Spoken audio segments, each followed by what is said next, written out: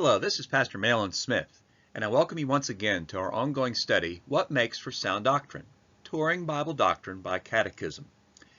In our last couple of questions, we have been dealing with matters pertaining to how God is our Creator. Question 4 asked, Who made you? Answer, God made me. Then, in our last question, question 5, we asked, What other things did God make? Answer, God made everything.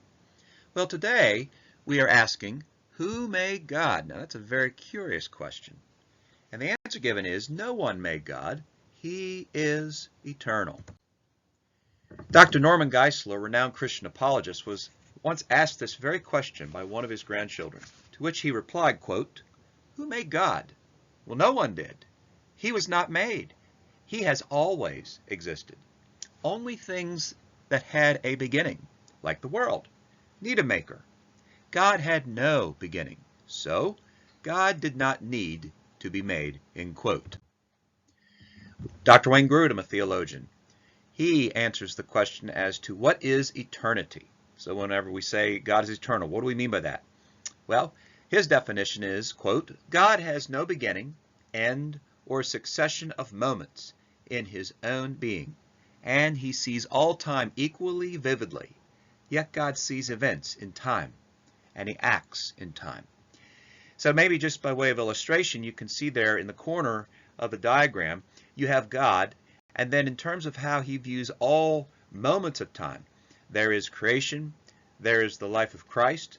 Of course, the time that Dr. Grudem wrote that particular quote, it was the year 1994, and then final judgment, and then into eternity future.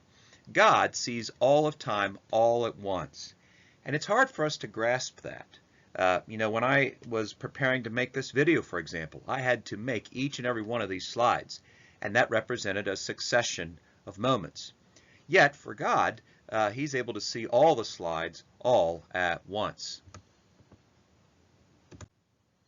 So let's look at some scripture. Psalm 90, verse 2. Before the mountains were born, or you gave birth to the earth and the world, even from everlasting to everlasting, you are God. Isaiah 43:13, commenting on God's eternality. Even from eternity, I am He, and there is none who can deliver out of my hand. I act, and who can reverse it? That's Isaiah 43, verse 13. Isaiah 57:15, one of the clearest references to God's eternity, says, For thus says the high and exalted one who lives forever, whose name is holy. I dwell on a high and holy place, and also with the contrite and lowly of spirit, in order to revive the spirit of the lowly, and to revive the heart of the contrite. That's Isaiah 57, verse 15.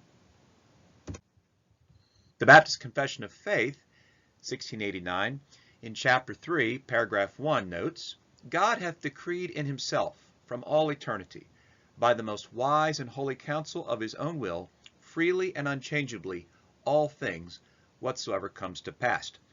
So whenever we think about God and his eternity, it's helpful for us to appeal to other attributes to perhaps shed some other light on that. And so one of the things that we're looking at now is how is it that God actually thinks?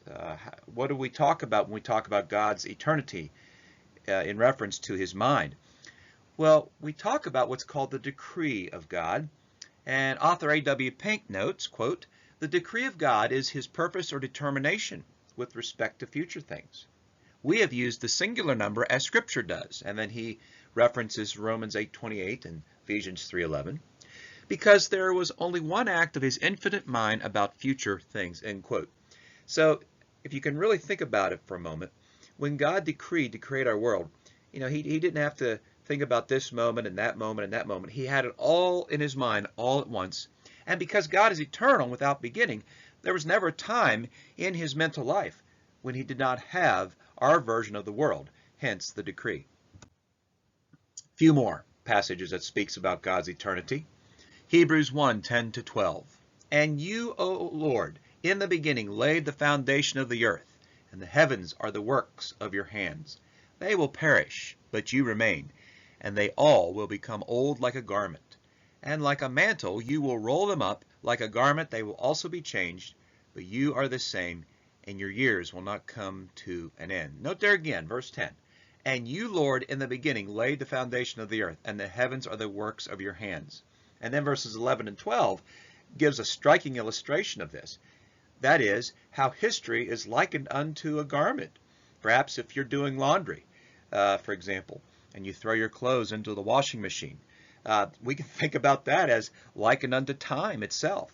Yet you stand outside of that washing machine and that load of laundry.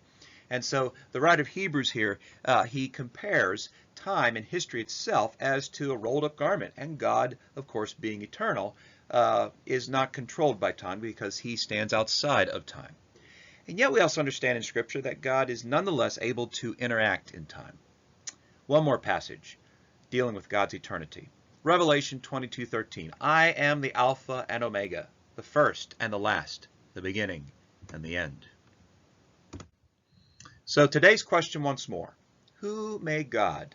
Answer. No one made God. He is eternal. May God richly bless you as you continue to study sound doctrine by way of catechism.